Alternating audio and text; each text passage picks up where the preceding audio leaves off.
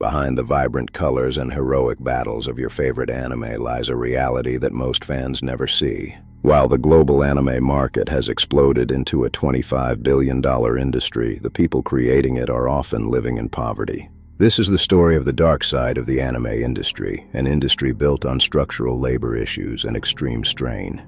We will uncover how the god of manga inadvertently set a trap that still ensnares thousands of artists today. To understand how we got here, we have to go back to the man known as the god of manga, Osamu Tezuka.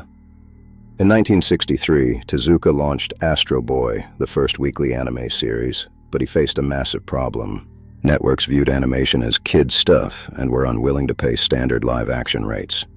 Tezuka undercut the competition to get on TV, setting a price that didn't even cover the cost of production. His studio, Mushi Production, was the laboratory for a business model that favored speed over financial stability. He relied on merchandising and his own personal manga earnings to make up the massive financial deficit. This forced the birth of limited animation, a way to save money that would trap the industry for decades. By 1973, Mushi Production was bankrupt, proving that Tezuka's personal sacrifice wasn't a sustainable model. But the precedent was set. Networks and committees now expected high-quality animation for a fraction of its true cost. Legendary director Hayao Miyazaki later argued that Tezuka's choice effectively poisoned the entire animation ecosystem. Today, that budget trap is maintained by the production committee system, a group of corporate investors. To the creators on the floor, these committees are often perceived as faceless old men controlling the money. While the comically evil trope exists, the reality is a cold, calculated web of risk mitigation and copyright control. Regardless of their age, the system ensures that the investors, not the animation studios, own the rights. The committee takes the lion's share of merchandise, streaming, and international licensing profits.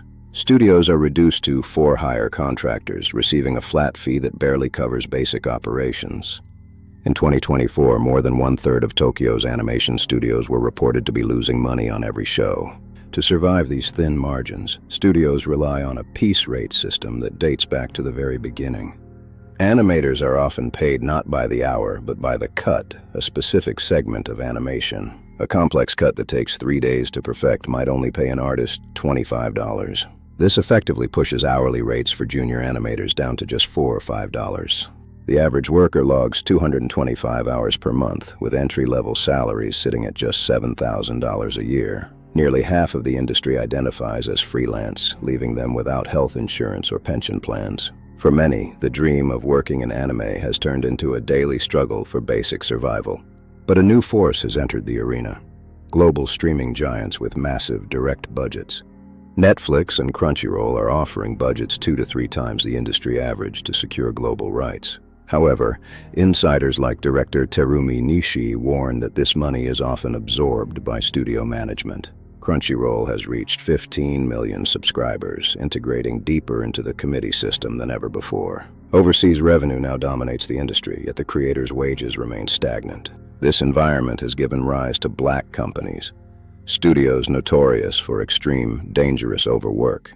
In 2019, the legendary studio Madhouse faced a public outcry after a production assistant was hospitalized. He worked 393 hours in a single month, an average of 13 hours a day for 30 days. The physical toll was so extreme that he collapsed at his desk, unable to finish his shift. He reported sleeping at the studio for 3 days straight, only leaving to shower before returning to his desk. Even MAPPA, the industry's new high-growth titan, has faced intense criticism for its factory-like conditions. Fans celebrate the world-class animation, but the staff behind it reported impossible, soul-crushing schedules.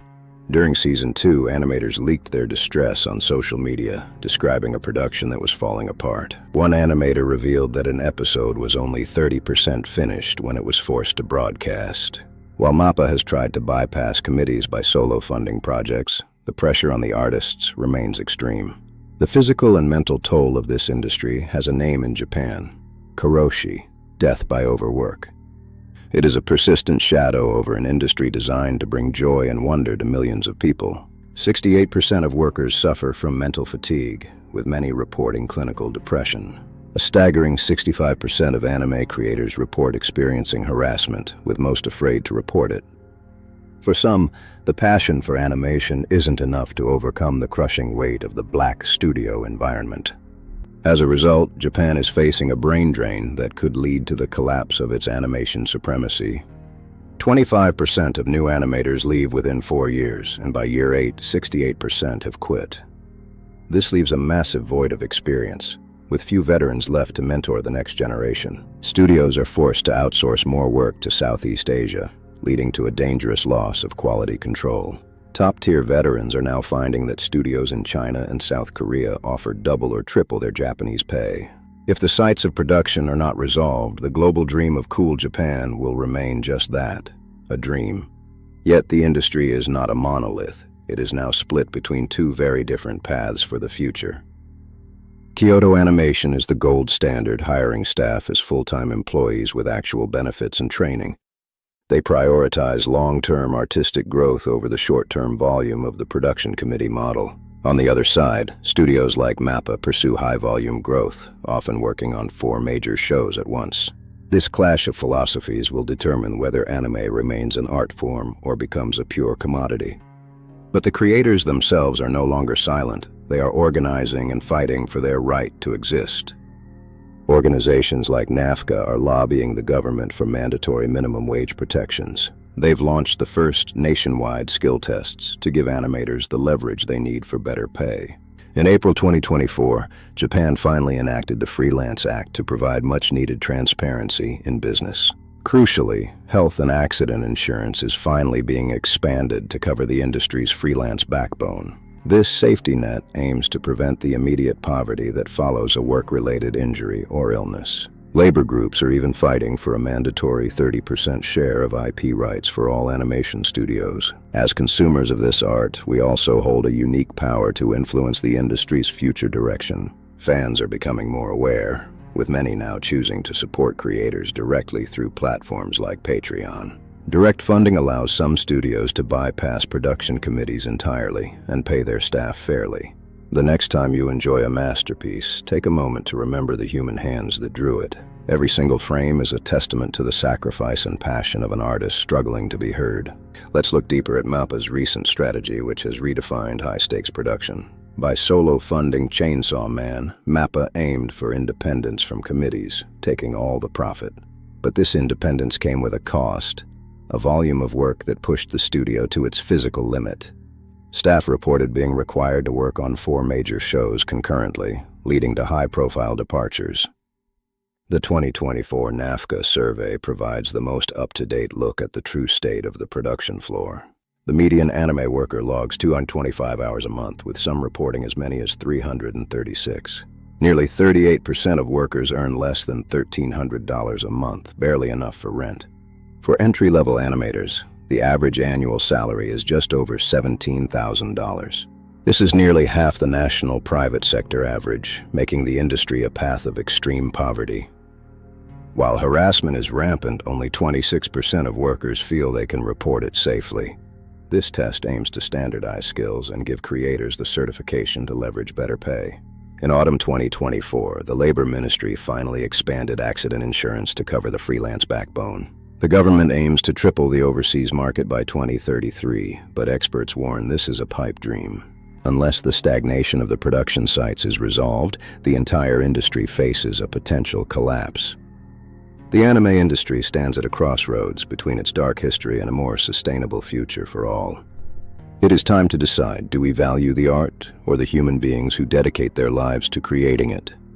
The next time you enjoy a series, take a moment to consider the sacrifice behind every single frame. If you want to see this industry thrive, share this story and support the artists directly whenever you can. If the anime industry is to survive, it must learn to value the humans behind the animation. Thank you for watching. The brain drain isn't just about people quitting. It's about the best talent leaving Japan for good. Studios in China are now offering veteran Japanese animators double the salary for half the workload. South Korea has followed suit, creating a competitive market that Japan simply cannot match under the current model. This flight of talent threatens to turn Japan from a creator of worlds into a mere subcontractor for others. For decades, the industry's freelance backbone has operated without any form of medical or accident safety net. An animator who falls ill often faces immediate financial ruin, with no studio-backed health insurance to help. This lack of security is the primary reason why 68% of workers quit within their first decade. The 2024 shift to include freelancers and accident compensation is a late but vital step toward human dignity. As studios look to AI to cut costs, the industry faces a fundamental question about the soul of animation. Can a machine ever replicate the years of sacrifice and the specific human touch that defines anime? Or will we lose the very thing that made us fall in love with these stories in the first place? The dark side of the anime industry is a reflection of a world that values the product more than the person. But as long as there are artists willing to fight and fans willing to support them, there is still hope. Choose to be part of the change. Choose to value the hands behind the art. For the love of anime, let us ensure its heart, the animators, keeps beating strong. Thank you for watching and supporting the creators.